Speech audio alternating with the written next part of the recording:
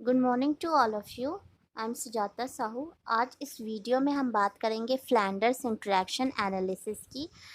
इसे FIA से भी डिनोट करते हैं। ये होता क्या है, इसका क्या मेन पर्पस है, आज हम इसके बारे में डिस्कशन करेंगे। तो सबसे पहले मैं ये बता दूं कि ये पेपर थर्ड है, गलती से यहाँ पे पेपर फर्स्ट लिखा गया है। टेक्नोलॉजिकल पर्सपेक्टिव ऑफ एजुकेशन, ये B.Ed फर्स्ट सेमेस्टर का थ्योरी पार्ट है। ठीक, टॉपिक क्या होगा? Flanders interaction analysis. अब हम बात करेंगे फ्लैंडर्स इंटरैक्शन एनालिसिस होता क्या। तो ये एक टेक्निक होती है जिससे कोई भी ऑब्जर्वर किसी भी टीचर के बिहेवियर को एनालाइज कर सकता है, उसे ऑब्जर्व कर सकता है। इसके लिए हमें एक्सपीरियंस ऑब्जर्वर की ज़रूरत होती है। इसे फ्लैंडर्स इंटरैक्शन एनालिसिस भी कहते हैं और शॉर्ट फॉर्म में FIA कहते हैं। ये डेवलप हुआ था USA में 1959 में, और यूनिवर्सिटी जहाँ पे ये डेवलप किया गया था उसका नाम था मिनेसोटा। ठीक, तो ये थोड़ा सा इसका इंट्रोडक्शन है।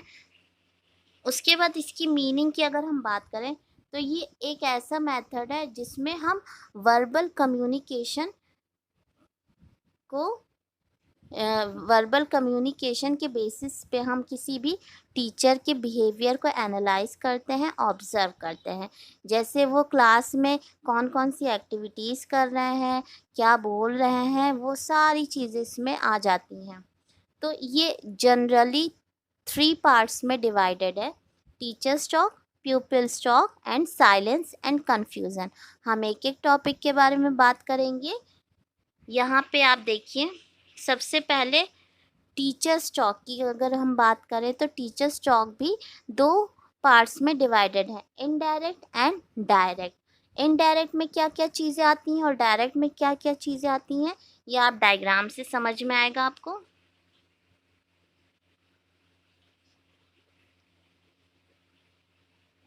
यहाँ देखिए, टीचर्स टॉक को 2 पार्ट्स में डिवाइड किया गया है: इनडायरेक्ट टॉक और डायरेक्ट टॉक।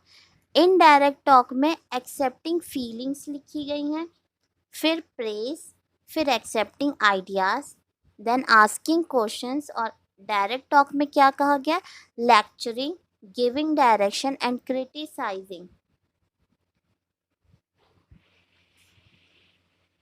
अब यहाँ पे देखिए, जो इनडायरेक्ट टॉक है वो सारी चीज़ें मेनली स्टूडेंट से रिलेटेड है। यानी हमें फीलिंग्स किसकी एक्सेप्ट करनी है, आइडियाज़ किसके एक्सेप्ट करने हैं, स्टूडेंट्स के। प्रेस किसको करना है, रीइंफोर्स, यानी हमें शाबाशी किसको देनी है, स्टूडेंट्स को। और आइडियाज़ किसके एक्सेप्ट करने हैं, स्टूडेंट्स के। और वहीं पे डायरेक्ट टॉक में अगर बात करें तो हम लेक्चरिंग है, गिविंग डायरेक्शन है, तो ये सारे चीज़ें कौन परफॉर्म करेगा? वो टीचर परफॉर्म करेगा। फिर यहाँ पे हम बात करते हैं प्यूपिल टॉक की। प्यूपिल टॉक में रिस्पॉन्डिंग एंड इनिशिएशन। रिस्पॉन्डिंग में हम आगे इसे ब्रीफ में डिस्कस करेंगे, लेकिन यहाँ पे मैं आपको थोड़ा सा बता दूँ।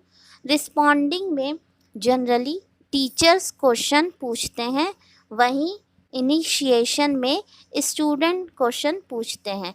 यानी जैसे मान लीजिए कोई भी टीचर चैप्टर पढ़ाता है तो बीच बीच में जब हम लोग की ट्रेनिंग होती थी तो हम लोग इंट्रोडक्टरी क्वेश्चन, डेवलपमेंट्री क्वेश्चन ये पूछते थे। तो जो क्वेश्चन टीचर पूछ रहा है वो रिस्पॉन्डिंग में आ जाएगा, और वहीं अगर कोई क्वेश्चन बच्चों के दिमाग में आ रहे हैं, उनके माइंड में आ रहे हैं, तो वो इनिशिएशन में आ जाएगा। अब हम सबसे पहले कैटेगरी फर्स्ट की बात करते हैं। कैटेगरी फर्स्ट में एक्सेप्टिंग फीलिंग्स है, यानी हमें स्टूडेंट की फीलिंग्स को एक्सेप्ट करना है। स्टूडेंट की जो भी फीलिंग्स होगी, आइडियाज़ होंगे, वो इस टीचर एक्सेप्ट करेगा। कैटेगरी फर्स्ट की अगर हम बात करें तो यहाँ पर कैटेगरी फर्स्ट में आपने इससे प्रीवियस वाली स्लाइड में देखा था एक्सेप्टिंग फीलिंग्स। तो यहाँ पे हम स्टूडेंट की फीलिंग्स, उसके आइडियाज़ के बारे में बात करेंगे कि टीचर को सभी स्टूडेंट को इक्वली ट्रीट करना है, इक्वली उनको वैल्यू देनी है, और बच्चों को ऐसा नहीं लगना चाहिए कि वो उनकी वैल्यूज़ नहीं है, या फिर क्लास में उनको सपोर्ट नहीं किया जाता, या फिर टीचर उनको इग्नोर करता है। तो ऐसा नहीं होना चाहिए। तो हमें हर स्टूडेंट की फीलिंग्स को एक्सेप्ट करना है। उसके बाद कैटेगरी 2 थी। कैटेगरी 2 में प्रेजेस और रीइंफोर्समेंट आ जाता है। जैसे अगर कोई भी स्टूडेंट अच्छा वर्क कर रहा है, अच्छा परफॉर्म कर रहा है, तो हम उसे good, try again, fine, correct, ये सब बोल के उसे मोटिवेट कर सकते हैं, एनकरेज कर सकते हैं, और उसे प्रेज भी कर सकते हैं। कुछ अगर आप चाहे तो गिफ्ट भी दे सकते हैं। इस तरह से इस कैटेगरी में प्रेजेस आ जाएगा। फिर कैटेगरी 3 होती है एक्सेप्टिंग द आइडियाज़। यहाँ पे बच्चों के आइडियाज़ को एक्सेप्ट किया जाता है, और वहीं कैटेगरी 1 में क्या था, फीलिंग्स को एक्सेप्ट की जाती थी। यहाँ पे फॉलिंग लिख गया है, वो गलती हो गई है, तो यहाँ पे फीलिंग्स होगा। ठीक, तो एक्सेप्टिंग आइडियाज़ में हमें आइडियाज़ एक्सेप्ट करने हैं बच्चों के। देन कैटेगरी 4 है आस्किंग क्वेश्चंस। यहाँ पे जो भी टीचर होगा या फिर प्यूपिल टीचर होगा, वो बच्चों से क्वेश्चंस पूछेंगे। अब ये यहाँ तक की कैटेगरी 4 तक की आपके इनडायरेक्ट टॉक में थी। अब डायरेक्ट टॉक में क्या आ जाएगा, लेक्चरिंग। टीचर जो भी मैसेज या फिर मैसेज नहीं, लेसन या फिर चैप्टर जो भी पढ़ाता है बच्चों को, तो इसमें जो भी कॉन्सेप्ट वो बता रहा है, इंफॉर्मेशन दे रहा है, नॉलेज दे रहा है बच्चों को, तो वो सब लेक्चरिंग में आ जाएगा।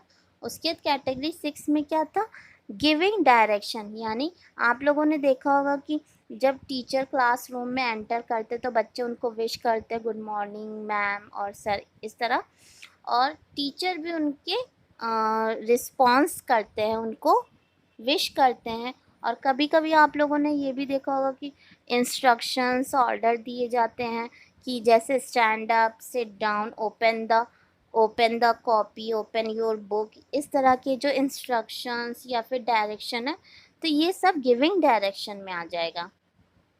कैटेगरी 7 में क्रिटिसिज्म। अब इस क्रिटिसिज्म को हमें नेगेटिव वे में नहीं लेना है, पॉजिटिव वे में लेना है। जैसे टीचर, अगर कोई स्टूडेंट अच्छा रिस्पॉन्स नहीं कर रहा है, तो टीचर क्या करेगा, उसे समझाएगा, उसे और मोटिवेट करेगा, और उसकी जो गलतियां हैं उसमें उसे क्रिटिसाइज करेगा, और उसे आगे बेटर परफॉर्म करने की सलाह देगा। प्यूपिल टॉक की बात अगर हम करें तो कैटेगरी 8 है रिस्पॉन्डिंग। यानी यहाँ पर टीचर बच्चों से क्वेश्चंस पुट अप करते हैं in between the chapter, lesson और टॉपिक। वहीं इनिशिएशन में मैंने आपको पहले बताया था कि जैसे अगर कोई टॉपिक टीचर पढ़ा रहे हैं तो बच्चे क्वेश्चंस पुट अप करते हैं, तो ये इनिशिएशन में आ जाएगा। देन साइलेंस और कन्फ्यूज़न की स्टेज होती है, तो ये कैटेगरी 10 है। तो इसमें जो भी ऑब्जर्वर होता है, जो टीचर किसी भी टीचर को ऑब्जर्व कर रहा है, तो कभी कभी आप लोगों ने ये देखा होगा कि जब टीचर पढ़ा रहे हैं या फिर वो क्वेश्चंस पुट अप करते हैं, बच्चे आंसर नहीं दे पाते, या फिर ऐसी कंडीशन या फिर ऐसा कोई वो आता है कि सारे बच्चे साइलेंट हो जाते हैं और कन्फ्यूज़न का माहौल हो जाता है। जब टीचर कहते हैं कि आंसर दीजिए, तो कई सारे बच्चे बोलने लगते, 5-6 बच्चे एक साथ बोलने लगते, तो वो क्या होता है, कन्फ्यूज़न की स्टेट आ जाती है। तो कैटेगरी 10 क्या है, साइलेंस और कन्फ्यूज़न, जिससे ऑब्जर्वर नहीं समझ पाता है।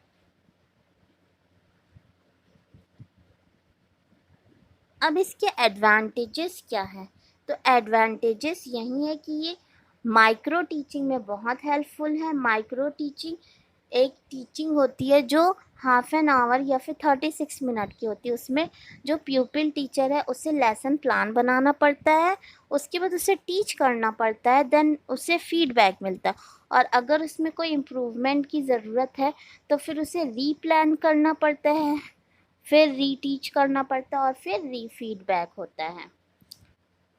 अब पहली एडवांटेज ये हो गया। दूसरी एडवांटेज ये है कि ये जो भी टीचर के जो वर्बल बिहेवियर है, जैसे वो कुछ भी बोल रहे हैं, एक्टिविटी कर रहे हैं, तो उसे स्टडी करने में काफ़ी हेल्पफुल है। उसके बाद ये फीडबैक डिवाइस की तरह भी काम करता है। ये क्लासरूम बिहेवियर को भी रिप्रेजेंट करता है। इससे हमें पता चलता है कि क्लासरूम में किस तरह का माहौल है, स्टूडेंट कैसे रिस्पॉन्स कर रहे हैं। और ये इवैल्यूएटिव डिवाइस की तरह भी काम करता है। इससे हम इवैल्यूएशन के तौर पे यूज़ कर सकते हैं। लिमिटेशंस क्या क्या हैं इसकी? अब जहाँ ये बहुत यूज़फुल था तो कुछ लिमिटेशंस भी हैं यहाँ पर। जैसे ये सिर्फ वर्बल बिहेवियर तो टीचर का ऑब्ज़र्व कर सकते हैं, लेकिन ये अगर नॉन वर्बल बिहेवियर है तो उसके लिए यूज़फुल नहीं है। और इसमें ये टाइम भी बहुत ज़्यादा लेते, तो टाइम कंज्यूमिंग है। और इसमें ये एक्सपेंसिव भी है, इसमें पैसे भी काफ़ी लगते हैं। और इस पूरे प्रोसेस के लिए ट्रेंड ऑब्जर्वर की ज़रूरत पड़ती है। दूसरा क्या है, इसमें टीचर के बिहेवियर को सबसे ज़्यादा इम्पोर्टेंस दी गई है और वहीं स्टूडेंट के बिहेवियर को बहुत कम ही माना गया है, बहुत कम उनको वैल्यू दी गई है। तो ये भी एक लिमिटेशन है। उसके बाद अगर हम कंक्लूज़न देखें तो कंक्लूज़न में हम ये देखते हैं कि ये क्लासरूम बिहेवियर के लिए तो काफ़ी हेल्पफुल है और टीचर के बिहेवियर को ऑब्ज़र्व करने के लिए भी बहुत हेल्पफुल है। लेकिन ये टाइम टेकन है, प्लस एक्सपेंसिव है और प्लस स्टूडेंट का एनरोलमेंट कम है। तो हम इससे ये कह सकते हैं कि अगर इसमें थोड़ा सा इम्प्रूवमेंट किया जाए तो ये काफ़ी अच्छा टेक्निक और डिवाइस बन सकता है। तो ये कंक्लूज़न था। इसी के साथ ये वीडियो ख़त्म होती है। आई होप आपको समझ में आया होगा। और अगर आपके पेपर में, वैसे जनरली लॉन्ग में आता है, लॉन्ग में, हाँ लॉन्ग में ज़रूर आता है ये, इस बार भी आया था। और शॉर्ट में अगर आएगा तो शॉर्ट में जैसे टीचर्स टॉक पूछ लिया या फिर प्यूपिल टॉक पूछ लिया या फिर फ्लैंडर्स के बारे में थोड़ी सी शॉर्ट में भी आ सकता है। तो इसके चांसेस बहुत होते हैं आने के। So thank you for watching my video. Thank you.